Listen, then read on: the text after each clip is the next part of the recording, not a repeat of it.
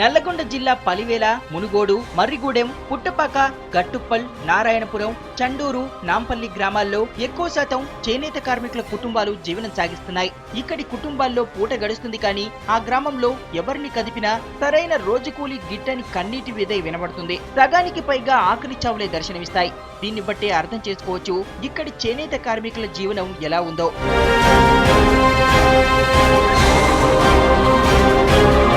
ప్రపంచ ప్రఖ్యాతిగాంచిన భూదాన పోచంపల్లితో పాటు చేనేత కార్మికులు నివాసం ఉంటున్న మరికొన్ని గ్రామాల్లో కూడా ఇదే పరిస్థితి. పుస్తకాలు చేతపట్టి చదువుకోవాల్సిన వయసులో మగ్గాన్ని పట్టాల్సిన పరిస్థితి ఇక్కడి చిన్నారులది.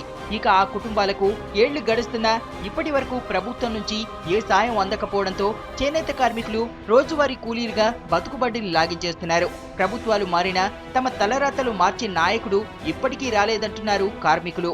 చేనేత కార్మిక కుటుంబాలు పూర్తిగా అధోగతి పాలవుతూ వాళ్ళు ఆత్మహత్యలకు పాల్పడుతున్నటువంటి పరిస్థితి ఉంది.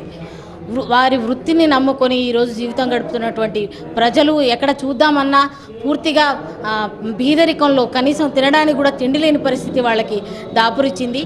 కాబట్టి ఇప్పుడు వచ్చే ప్రభుత్వాలైనా చేనేత కార్మికుల కుటుంబాలను ఆదుకోవాలని చెప్పి చేనేత కార్మికుల కోసం ప్రత్యేక సదుపాయాలు కల్పించాలని, వాళ్ళకి ప్రత్యేక ప్యాకేజీని ఏర్పాటు చేసి వాళ్ళ కుటుంబాలను వాళ్ళ జీవితాలను నిలబెట్టాలని చెప్పి మేము కోరుకుంటా ఉన్నాం.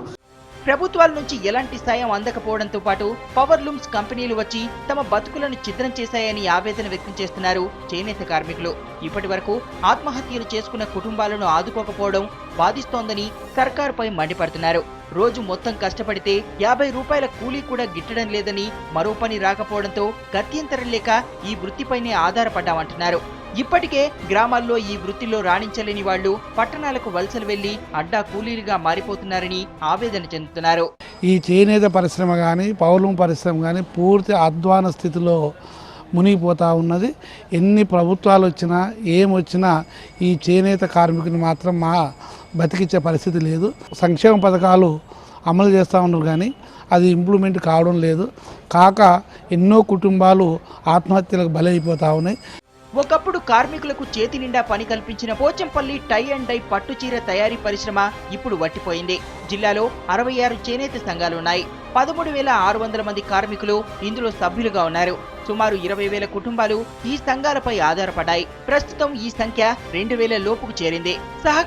సహకారేతర రంగాలను బలోపేతం చేయడంలో పాలకులు తీసుకునే చర్యలతోనే వృత్తి మనుగడ సాధ్యమవుతుందంటున్నారు కార్మికులు. తెలంగాణ రాష్ట్రంలోనైనా సొసైటీలను పునరుద్ధరించి 3,000 కోట్లతో ప్రత్యేక గ్రాంట్ మంజూరు చేస్తే పూర్వ వైభవం తథ్యమన్న ఆశాభావాన్ని వ్యక్తం చేస్తున్నారు కార్మికులు. ఇన్ని ప్రభుత్వాలు మారినా కానీ చేనేత కార్మికుల సమస్యల మీద పట్టించుకోవడం లేదు.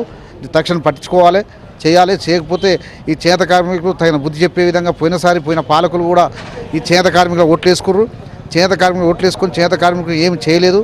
ఇప్పటికైనా కేంద్ర రాష్ట్ర ప్రభుత్వాలు స్పందించి చేనేత కార్మికుల బతుకులు స్థితిగతుల మీద ఈ వచ్చే పాలకులు పనిచేయని పెద్ద ఎత్తున ఆందోళన చేస్తామని కూడా మేము విజ్ఞప్తి చేస్తూ, పట్టు చీరలకు తయారీ కేంద్రంగా ఉన్న ఒక్క పోచంపల్లి కేంద్రంలోనే 3,000 మంది చేతి మగ్గాల కార్మికులుండేవారు. ప్రస్తుతం వీరి సంఖ్య 1000 లోపుకు చేరింది.